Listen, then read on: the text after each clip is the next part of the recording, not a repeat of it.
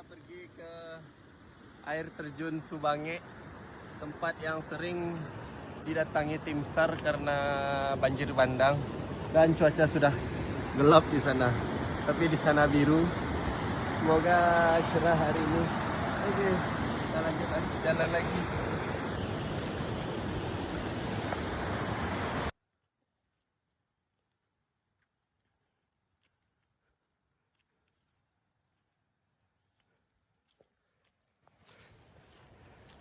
Panas bro, panas.